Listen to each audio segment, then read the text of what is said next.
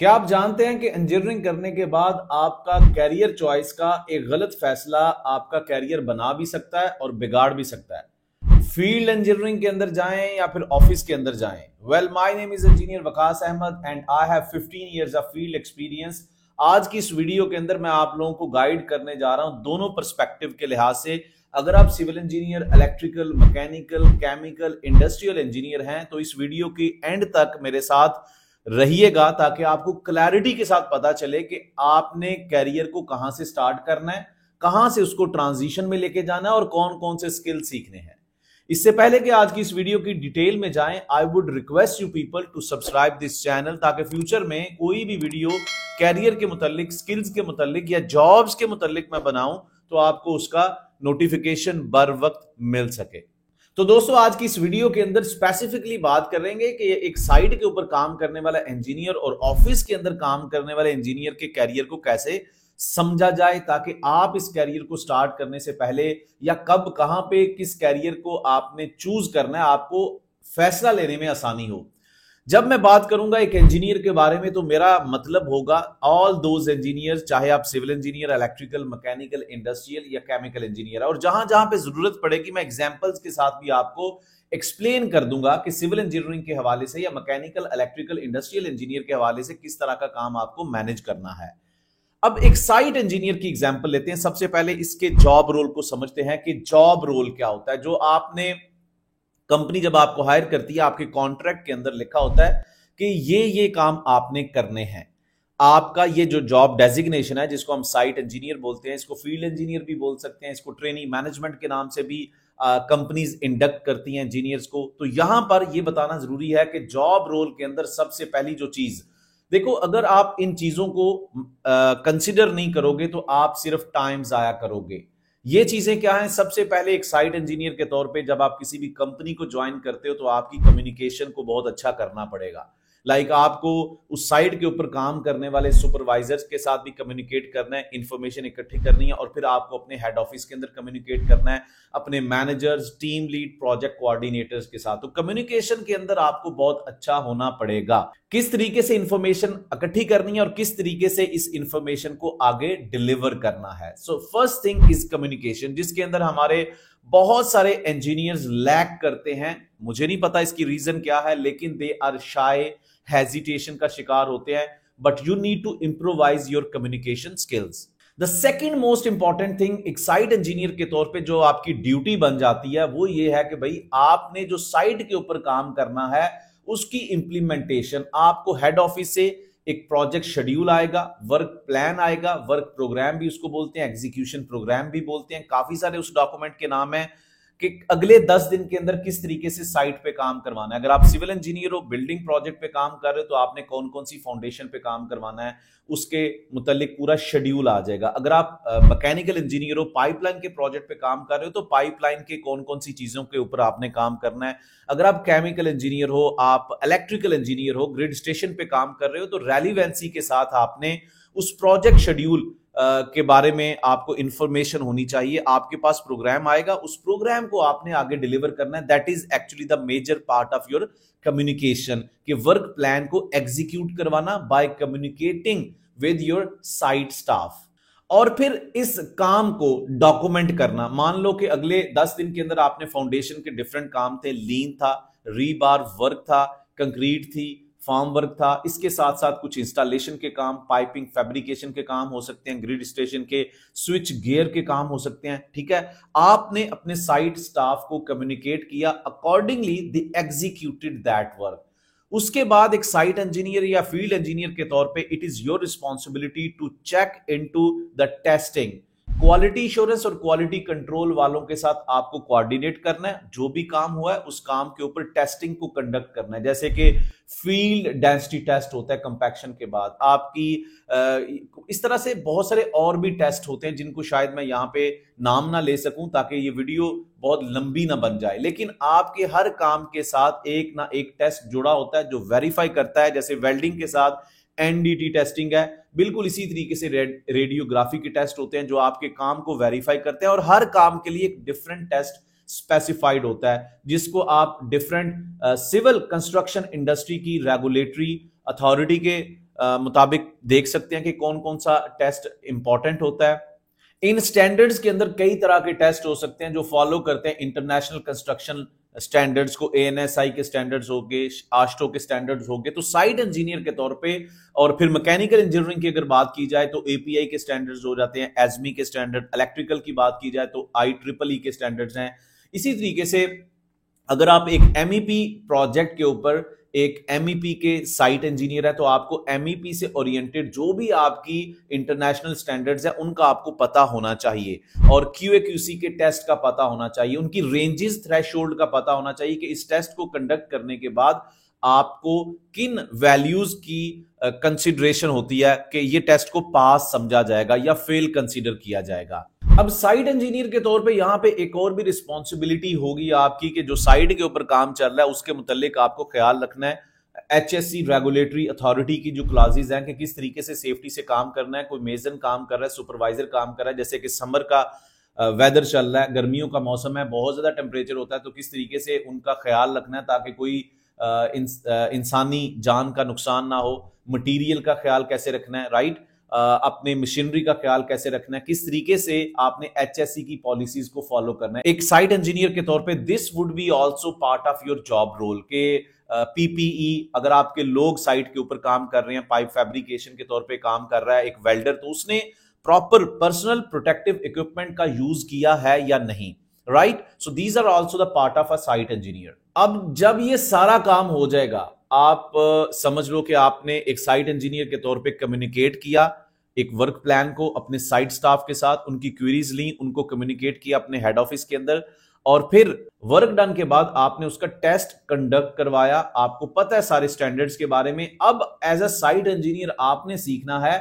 कि जो work done हो जाएगा उसको डॉक्यूमेंट कैसे करना है। उसके डिफरेंट तरह के टेम्पलेट्स होते हैं जो आपको हेड ऑफिस की तरफ से या कंपनी के PMO office, project management office की तरफ से आपको इशू किए जाते हैं कि आपने डेली बेसिस के तौर पे जो भी काम होता है आपका साइट के ऊपर, कि आज कितने वेल्डिंग जॉइंट्स को वेल्ड किया गया, आज कितनी लेंथ के अंदर पाइप की फैब्रिकेशन की गई, कितने स्पूल्स को फैब्रिकेट किया गया, कितना स्क्वायर मीटर एरिया लेवलिंग के अंदर आया, कितने क्यूबिक मीटर एक्सकवेशन की, कितने क्यूबिक मीटर कंक्रीट किया। ये सारी information as a site engineer आपको उन सर्टन टेम्पलेट्स के ऊपर डॉक्यूमेंट करनी होती है। ये भी एक साइट इंजीनियर के तौर पे आपकी ड्यूटी बन जाती है, और this is also part of your communication. और फिर इस वर्क डन डाटा को डेली बेसिस के ऊपर, इस तरह के टेम्पलेट्स को कहा जाता है daily progress report, daily work done report, जो कि एक्सेल के टेम्पलेट्स होते हैं। और इन टेम्पलेट्स को आपने फिर कम्युनिकेट करना होता है अपने हेड ऑफिस के अंदर। अपने हेड ऑफिस के अंदर जो रेलिवेंट आपके जॉब यानी कि डेजिग्नेशंस होते हैं, प्रोजेक्ट कोऑर्डिनेटर हो सकता है, आपका प्लानिंग इंजीनियर हो सकता है, आप अगर एक मल्टीनेशनल कंपनी के अंदर काम कर रहे हैं तो डिफरेंट तरह के, जैसे PMO ऑफिस जो आपको इशू करता है ये सारे टेम्पलेट्स के, इसके ऊपर आपने लिखना, उनको वापस आप सबमिट करवा देते हो on the basis of daily frequency. और फिर इसके साथ साथ सिर्फ वर्क डन डाटा नहीं आपने करना होता, आपने टेस्टिंग फ्रीक्वेंसी, उनकी रेंजेस के बारे में, वेदर रिपोर्ट के बारे में, डेली बेसिस के ऊपर कितनी मशीनरी आज आपकी काम कर रही थी, कितनी मशीनरी आपकी आइडल थी या स्टैंड बाय थी, कितने लोग मौजूद थे जो कि मैन पावर आपकी एग्जिस्ट कर रही है साइट के ऊपर, साइट की सिचुएशन के बारे में बताना, राइट, उसकी पिक्टोरियल प्रोग्रेस, उनकी पिक्चर्स खींच के आपको अटैच करनी होती हैं इस डेली प्रोग्रेस रिपोर्ट के साथ, ताकि विजुअलाइज्ड प्रोग्रेस रिपोर्ट भी आपकी साइट टीम तक पहुंच सके। यहां पे एक civil engineer, electrical engineer, mechanical, chemical engineer के तौर पे जहां पे आप एक साइट के तौर पे काम कर रहे हो, तो आपको अगर ये काम भी सीखना पड़े तो आप लाजमी सीखें कि जब ये वर्क डन हो जाता है, आप कंसल्टेंट के साइट इंजीनियर भी हो सकते हो, आप क्लाइंट के साइट इंजीनियर भी हो सकते हो, आप कंट्रैक्टर के साइट इंजीनियर भी हो सकते हो। अब इस पर्सपेक्टिव से आपको समझना है, अगर आप एक कंट्रैक्टर के साइट इंजीनियर हो, सर्विस कंपनी की तरफ से काम कर रहे हो, तो आपको इस वर्क डन की बेस पे कुछ अरसे के बाद पेमेंट सर्टिफिकेट्स भी कंपाइल करने होते हैं, जिसकी बेसिस के ऊपर आपको पेमेंट मिलेगी, आपको पैसे मिलेंगे, जिसके लिए आप ऑब्वियसली काम कर रहे हो।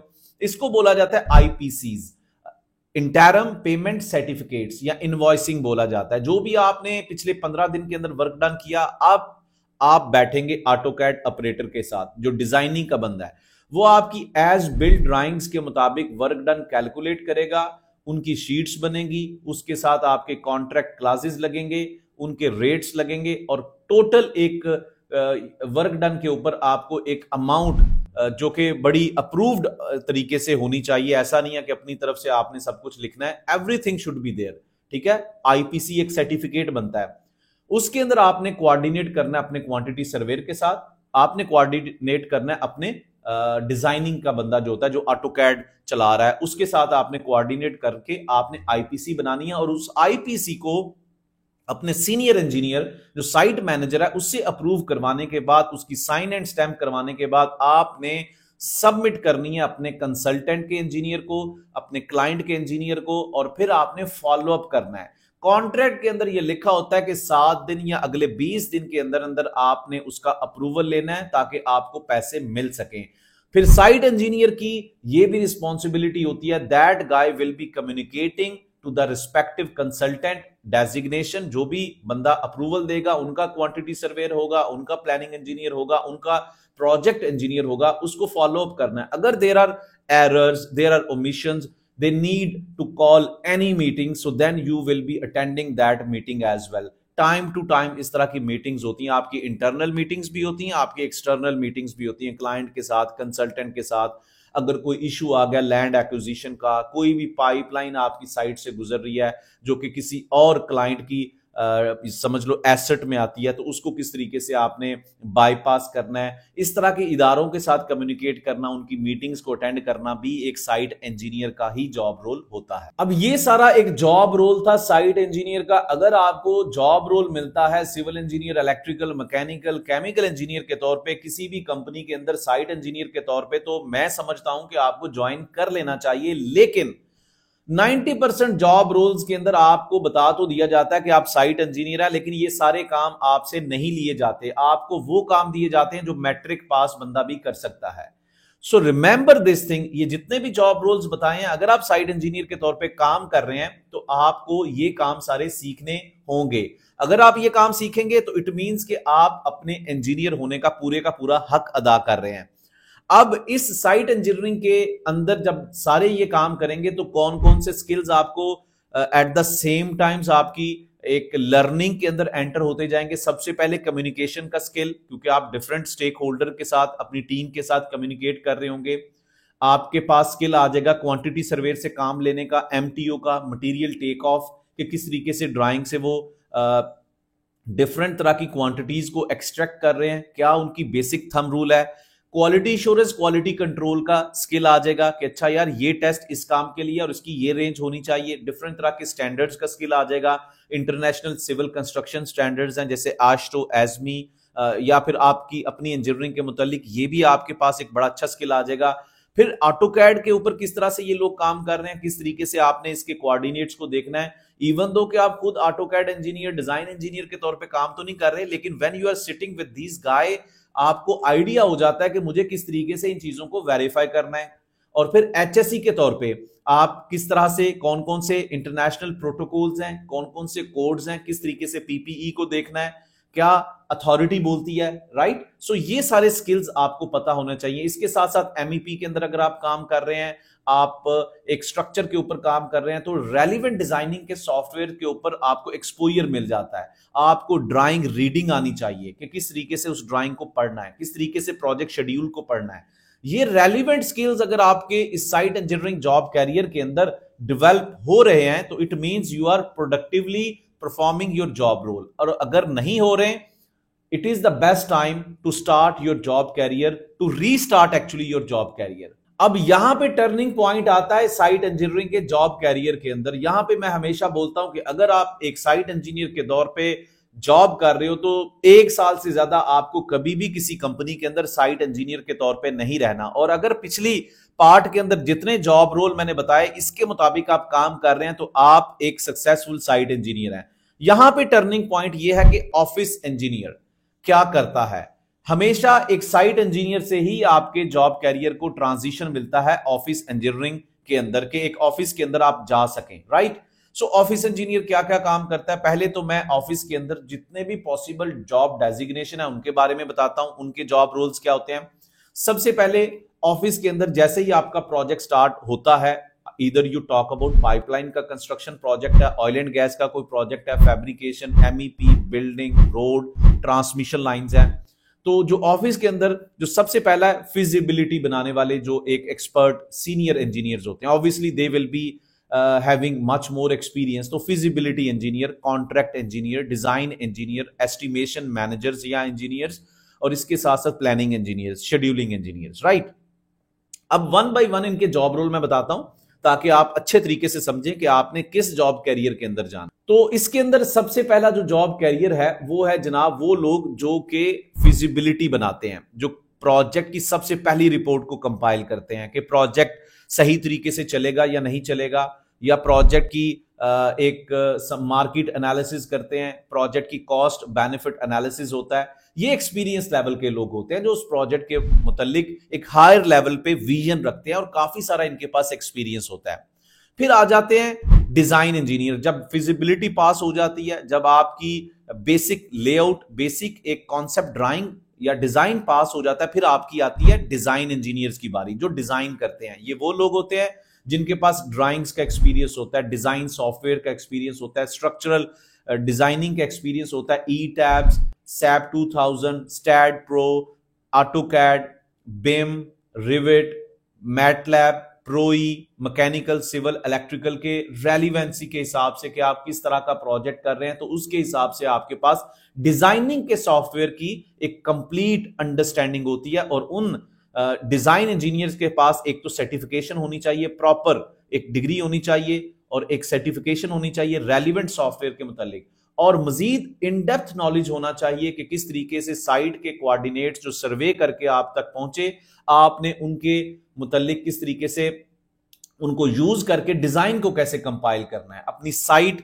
से डाटा कैसे लेकर अपने ऑफिस के अंदर बैठे हुए सीनियर डिजाइन इंजीनियर से मीटिंग करने के बाद कैसे डिजाइन को ड्रॉ करना है। और इसके अंदर ये जो डिजाइन इंजीनियर्स होते हैं ये क्या करते हैं, ये डाटा लेते हैं, डिजाइन बनाते हैं, रिव्यू करते हैं, बाकी डिपार्टमेंट से उसको अप्रूवल करवाते हैं, जिसको हम बोलते हैं इंटर डिसिप्लिनरी चेक। अगर सिविल इंजीनियर वाला बंदा अपना स्ट्रक्चर का ड्राइंग बना रहा है तो वो मैकेनिकल, इलेक्ट्रिकल वालों से भी चेक करवाएगा ताकि कोई कंफ्लिक्ट तो नहीं। फिर उसको क्लाइंट को सबमिट किया जाता है, क्लाइंट सबमिशन के बाद अपने रिमार्क्स देगा, अकॉर्डिंगली आपका डिजाइन अगर चेंज होना बनता है तो चेंज कर सकते हैं, और उसके बाद आप उसका फाइनल अप्रूवल देने के बाद आप उसको इशू फॉर कंस्ट्रक्शन कर देते हो। सो ये डिजाइन इंजीनियर का है। आगे फिर प्रोक्योरमेंट इंजीनियर है, वो इस डिजाइन से क्या करता है, वो भी ऑफिस में बैठा है, वो इस डिजाइन को डीप स्टडी करेगा, उसके डिफरेंट तरह के ब्लूप्रिंट्स को स्टडी करने के बाद उससे क्वांटिटीज को एक्सट्रैक्ट करेगा with the help of quantity surveyor. Quantity surveyor quantity को एक्सट्रैक्ट करेगा डिजाइन से, बीओक्यू बनाएगा या बीओएम, बिल ऑफ क्वांटिटी या बिल ऑफ मटेरियल, जहां पे आपकी टोटल वर्क डन क्वांटिटीज होती हैं। अब यहां से आप डिसाइड करते हो प्रोक्योरमेंट टीम की मदद से, जो ऑफिस के अंदर बैठे हैं, ये टीम ये डिफाइन करती है कि अच्छा यार हमें अपने प्रोजेक्ट के लिए कितने परसेंट बल्क आइटम्स चाहिए, कितने परसेंट लॉन्ग लीड आइटम्स चाहिए। यहां पे बड़ी एक इंपॉर्टेंट गेम चलती है कि बल्क आइटम्स वो चीजें होती हैं जो आपको साइट पे इजीली मिल जाती हैं, सीमेंट, स्टील, केबल की वायर्स हो गई, आपके आर्म पाइप्स हो गए। लेकिन वो चीजें जिनको खरीदने के लिए आपको एक प्रॉपर प्रोसेस का सहारा लेना पड़ता है, कॉन्ट्रैक्ट करना पड़ता है, आपको डिजाइन बनाना पड़ता है, उसकी मैन्युफैक्चरिंग करनी पड़ती है, जैसे कि टरबाइन हो गई, आपके पंप्स हो गए, आपके डिफरेंट तरह की इस तरह की आइटम्स होती हैं जिनको अक्वायर करने के लिए आपको 4 से 6 महीने चाहिए। सो इस तरह की आइटम्स होती हैं लॉन्ग लीड आइटम्स। ये लोग क्या करते हैं, ये ऑफिस के अंदर बैठ के भाई सबसे पहले वेंडर सप्लायर से राब्ता करते हैं, शॉर्टलिस्ट करते हैं कि कौन सा वेंडर बहुत ज्यादा प्रॉमिसिंग है, उनसे बिड्स लेते हैं, उन सारे वेंडर्स की बिड्स को इवैल्यूएट किया जाता है, जिसको बोलते हैं टेक्निकल बिड इवैल्यूएशन। फिर उसमें से किसी एक सप्लायर को, किसी एक वेंडर को, किसी एक सब कंट्रैक्टर को वो ऑर्डर इशू कर दिया जाता है, जिसको बोलते हैं परचेज ऑर्डर इशू। उसके परचेज ऑर्डर इशू करने के बाद उसकी डॉक्यूमेंटेशन को अप्रूव किया जाता है। वो बंदा अपनी इस स्पेसिफिक चीज को जिसके मुतालिक आपने उसको ऑर्डर दिया, उसका डिजाइन प्रिपेयर करने के बाद, उसका अप्रूवल लेने के बाद वो मैन्युफैक्चरिंग स्टार्ट करेगा। आपकी टीम वहां पे जाएगी, प्रोक्योरमेंट की या साइट की टीम वहां पे जाएगी, जिन लोगों को उसकी स्पेसिफिकेशंस का पता है, उसकी फैक्ट्री का विजिट करेंगे और उसकी इंस्पेक्शन करने के बाद उसको ऑर्डर करेंगे, ठीक है अब ये आप साइट पे पहुंचा दे, जिसको हम बोलते हैं शिपमेंट, अगर बाहर से चीज आएगी दूसरे कंट्री से तो इसमें कस्टम क्लियरेंस भी होती है। प्रोक्योरमेंट वाला बंदा इन सारी चीजों को फॉलो अप करता है साइट से कोऑर्डिनेशन के साथ साथ ऑफिस से बैठ के। अब डिलीवरी हो जाती है साइट पे तो इसको देखा जाता है दोबारा कि क्या वो चीज जिस तरीके से परचेज ऑर्डर इशू किया गया था उन सारे रिक्वायरमेंट्स को, उन सारे स्टैंडर्ड्स को फॉलो कर रही है या नहीं कर रही। तो ये सारा जॉब डेजिग्नेशन, जॉब रोल आ जाता है प्रोक्योरमेंट वाली टीम का। अब इसके साथ एक और ऑफिस के अंदर बंदा बैठा हुआ है जो कि प्रोजेक्ट कोऑर्डिनेटर कहलाता है, प्रोजेक्ट टीम लीड भी कहलाता है। ये आपकी ऑफिस की कोऑर्डिनेशन को पॉसिबल कर रहा है, साइट की कोऑर्डिनेशन के साथ फिजिबल बना रहा है। जो भी डाटा साइट से आएगा इस बंदे के थ्रू आएगा और जो भी चीजें यहां से ऑफिस से जाएंगी साइट पे ये प्रोजेक्ट कोऑर्डिनेशन के थ्रू जाएंगी, ईमेल्स, कॉरेस्पॉन्डेंस, ताकि कोई भी मिसकम्युनिकेशन ना हो। फिर इसी के अंदर एक जॉब डेजिग्नेशन होता है जिसको हम बोलते हैं प्लानिंग इंजीनियर। प्लानिंग इंजीनियर क्या करता है? प्लानिंग इंजीनियर भाई आपके जो भी प्रोजेक्ट स्टार्ट से लेके फिजिबिलिटी से लेके डिजाइनिंग, बेसिक डिजाइनिंग से लेके डिटेल डिजाइनिंग, डिटेल डिजाइनिंग से लेके एमटीओ, एमटीओ से लेके प्रोक्योरमेंट, प्रोक्योरमेंट से लेके कंस्ट्रक्शन, कंस्ट्रक्शन से लेके कंस्ट्रक्शन पैकेजेस, सिविल का काम है, इलेक्ट्रिकल, मैकेनिकल, जो भी काम है इन सब का एक प्रोजेक्ट शेड्यूल बनाएगा, उनको आपस में इंटरडिपेंडेंसी शो करेगा कि मेरे डिजाइनिंग को कंप्लीट होने के बाद प्रोक्योरमेंट स्टार्ट होगी, प्रोक्योरमेंट के बाद कंस्ट्रक्शन होगी, कंस्ट्रक्शन के अंदर कौन कौन सी चीजें एक दूसरे के ऊपर डिपेंड कर रही हैं।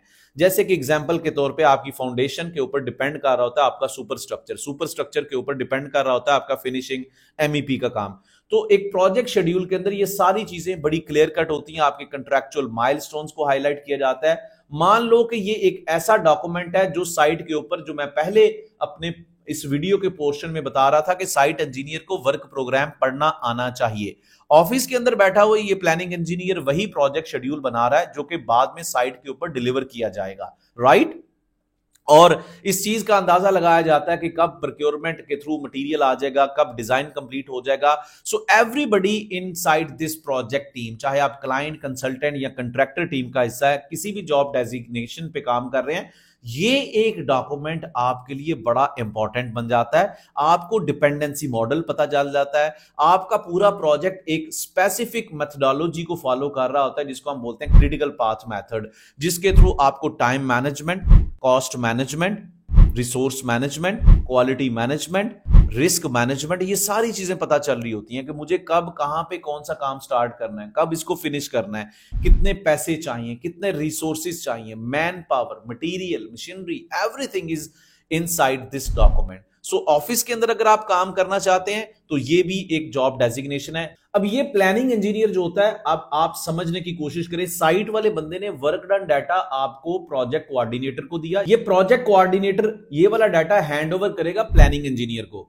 अब प्लानिंग इंजीनियर इस डाटा को अपडेट करेगा प्राइमवेरा P6 के अंदर और वर्क डन को शो करेगा अपने शेड्यूल के अंदर अर्न्ड वैल्यू मैनेजमेंट एनालिसिस की रिपोर्ट के अंदर कि हमने प्लानिंग क्या की थी और अब हम एग्जीक्यूशन का पैटर्न क्या चल रहा है, is it up to the mark. इसमें डिफरेंट तरह के स्पेसिफिक इंडिकेटर्स होते हैं। अगर आप एक प्रोफेशनल प्लानिंग इंजीनियर के तौर पे काम कर रहे होंगे तो आपको काफी अच्छे तरीके से पता होगा, डिफरेंट तरह की टर्मिनोलॉजीज होती हैं कि आपके शेड्यूल का वेरिएंस होता है, आपकी कॉस्ट का वेरिएंस होता है, इनके इंडिकेटर्स होते हैं जो प्रोजेक्ट की प्रोग्रेस रिपोर्ट का हिस्सा बनते हैं। फिर प्लानिंग इंजीनियर के तौर पे आप फ्रीक्वेंटली साइट के ऊपर नहीं जाते, आप एक वीक के बाद, 2 हफ्तों के बाद एक दफा साइट पे लाजमी जाना होता है टू अंडरस्टैंड योर वर्क कि किस तरीके से एग्जीक्यूशन हो रही है, to get more accurate idea, right. लेकिन अगेन अगर आपको प्लानिंग इंजीनियर के तौर पे काम करना है, you should understand Primavera P6, you should understand construction methodologies, you should understand product development cycle, you should understand different kind of framework like EPC planning, construction management, इस तरह की चीजें। और अगर आप इन चीजों को एक साइट इंजीनियर के तौर पे काम कर रहे हैं और आप समझते हैं कि यार एक प्लानिंग इंजीनियर के तौर पे मुझे काम करना है, तो आप मेरे इस वीडियो की डिटेल में 2 घंटे का एक ट्यूटोरियल का लिंक दिया हुआ है, उसको देखें और एक बेसिक लेवल पे प्लानिंग इंजीनियरिंग की जो एक जॉब कैरियर है उसको समझना स्टार्ट करें। यहां पे 3 लिंक्स आपको डिटेल के अंदर मिलेंगे। एक आपको सिविल इंजीनियरिंग के तौर पे किस तरीके से प्लानिंग इंजीनियर बन सकते हैं, मैकेनिकल इंजीनियर के तौर पे, ऑयल एंड गैस फील्ड के अंदर प्लानिंग इंजीनियर के तौर पे किस तरीके से आप अपने जॉब कैरियर को स्टार्ट कर सकते हैं। Getting back to the topic, अब इस ऑफिस के अंदर आप एक एस्टिमेशन मैनेजर भी होता है जो कि आपके bill of quantity, bill of material, जैसा मैंने पहले बताया, इन सारी चीजों के ऊपर भी काम कर रहा होता है। डिजाइनिंग होगी, प्रोक्योरमेंट होगी, डिजाइन, प्लानिंग इंजीनियर। सो ये कुछ जॉब डेजिग्नेशन थे जो ऑफिस के अंदर काम करते हैं, उनके जॉब रोल्स हैं। अब मैं आपको एंड पे एक और चीज बताने जा रहा हूं कि साइट इंजीनियरिंग के जो एक जॉब कैरियर है उसके एडवांटेजेस और डिसएडवांटेजेस, और ऑफिस के अंदर काम करने वालों के एडवांटेजेस और डिसएडवांटेजेस। साइट के ऊपर आप काम करेंगे, आप बड़ा एक्टिवली काम कर रहे हो, आप साइट की चीजों को सीख रहे हो, ये एक एडवांटेज है, but it is only for the early stage of your job career. पहले 1-2 साल आप साइट इंजीनियरिंग के तौर पे काम कर रहे हो, दैट इज फंटास्टिक। लेकिन अगर 1 साल से ज्यादा काम करना शुरू हो जाओगे and you are doing nothing what I have described in my video, और आप वो काम कर रहे हो जिसकी जरूरत ही नहीं थी, और ये जो काम मैंने बताए ये नहीं कर रहे, तो भैया आप बहुत बड़ा डिसएडवांटेज ले रहे हो। और 1 साल के बाद आपने ट्रांजिशन करना है, आपने ऑफिस के अंदर लाजमी कोशिश करनी है बाय लर्निंग रेलिवेंट स्किल्स। आप डिजाइन का स्किल सीख लो, आप प्रोक्योरमेंट की सर्टिफिकेशन ले लो, उस तरह का काम सीख लो, कॉन्ट्रैक्ट वाला कुछ कर लो जुगाड़, या प्लानिंग का प्राइमरी P6 सीख कर आप लाजमी कोशिश करो कि या तो ऑफिस वर्क में उसी कंपनी में आए या किसी और कंपनी के अंदर जंप करें, या अगर आप पाकिस्तान, इंडिया, बांग्लादेश या अपने किसी इस तरह की कंट्री में काम कर रहे हैं तो आप कोई ना कोई स्किल सीखकर गल्फ रीजन की ट्राई करो। क्योंकि साइट इंजीनियरिंग के साथ सबसे बड़ा डिसएडवांटेज पता क्या है? वर्क लाइफ बैलेंस नहीं है। आपको जाने का टाइम पता होता है लेकिन साइट से वापस आने का टाइम नहीं पता। आपकी सैलरी बहुत कम होती है क्योंकि आप लर्निंग जोन में हो, तो आप कोई ऐसा स्किल्ड इंजीनियरिंग जॉब कैरियर नहीं है ये कि आप किसी सॉफ्टवेयर पे स्पेसिफिकली काम नहीं कर रहे, आप जस्ट कोऑर्डिनेशन कर रहे हो, कम्युनिकेशन आप एस्टैब्लिश कर रहे हो, right, between the head office and site. So it is very important to learn relevant skills.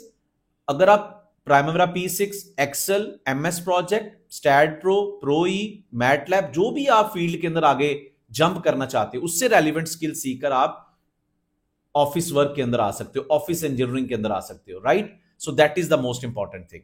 अब ऑफिस इंजीनियरिंग के एडवांटेजेस भी हैं और डिसएडवांटेजेस भी हैं। एडवांटेजेस ये हैं कि आपकी सैलरी अच्छी होती है, आपका वर्क लाइफ बैलेंस समहाउ, अगर आप अच्छी कंपनी के अंदर काम कर रहे हो तो आपका बहुत अच्छा एक्यूरेट होता है। आप ऑफिस के अंदर काम कर रहे हो, मीटिंग्स का हिस्सा हो, पेपर वर्क ज्यादा होता है, और जो भी आपके डिसीजंस होते हैं वो इंप्लीमेंट किए जाते हैं आपके साइट के ऊपर। आपकी कैरियर ग्रोथ बहुत अच्छी होती है, आप स्किल्ड इंजीनियरिंग जॉब कैरियर का हिस्सा होती है, और आपको गल्फ रीजन के अंदर बड़ी आसानी से नौकरी मिल जाती है।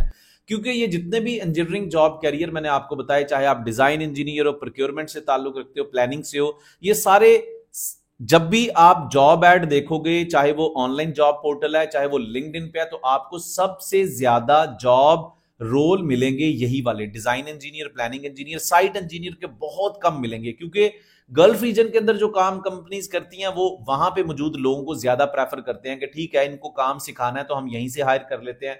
अब पाकिस्तान, इंडिया से अगर मूव करना चाहते हो वहां पे तो हमेशा स्किल सीख कर अप्लाई करो। एडवांटेज ये है कि आपको सैलरी अच्छी मिलती है, आपकी वर्क लाइफ बैलेंस है, राइट। डिसएडवांटेज ये होता है कि आपको डिसीजन अगर आपका अच्छा नहीं चला, आप डिसीजन में अच्छे नहीं हो, राइट, आप एक रिस्पॉन्सिबिलिटी नहीं लेने वाले बंदे, तो फिर आपके लिए डिसएडवांटेज बन जाता है। लाइक आपका डिसीजन बहुत मैटर करता है, आपकी रिस्पॉन्सिबिलिटी बहुत मैटर करती है। इसके साथ साथ मैं आप लोगों को एक फाइनल बताने जा रहा हूं कि अगर आप सिविल इंजीनियर और इलेक्ट्रिकल, मैकेनिकल, केमिकल, इंडस्ट्रियल किसी भी इंजीनियरिंग से ताल्लुक रखते हो, तो आपको प्लानिंग इंजीनियरिंग के अंदर आना है, तो आप मेरे आने वाले लाइव वेबिनार का भी हिस्सा बन सकते हैं। मैंने पहले भी इस चीज को बताया, नोटिफाई किया कि आपको 3 लिंक्स मिलेंगे इस डिटेल के अंदर, आप उसको भी देख सकते हो। और अगर आप एक ट्रेनिंग का हिस्सा बनना चाहते हो तो इसी डिटेल के अंदर आपको एक व्हाट्सएप का नंबर मिलेगा, उसके थ्रू आप मेरी टीम के साथ कांटेक्ट करके मजीद आने वाले सेशन का डिटेल ले सकते हो कि कब हमारा पूरा complete project planning, control, EPC planning, shutdown management, delay analysis के सेशन कब स्टार्ट हो रहे हैं। सो मेरी आपसे रिक्वेस्ट है कि इस लिंक को अपने फेलोज के साथ भी शेयर कीजिएगा ताकि उनको कैरियर चॉइस में एक अच्छी सलाह मिल सके, एक अच्छा कंसल्टेंट पॉइंट मिल सके। और अगर आप मजीद समझते हो कि यार मुझे कुछ पूछना है तो लाइव वेबिनार भी आपके लिए हाजिर है। मजीद इस वीडियो के कमेंट्स में भी आप अपने सवाल को लिख सकते हैं ताकि हम आपको बर वक्त जवाब दे सकें। सी यू इनसाइड में अपकमिंग वीडियो।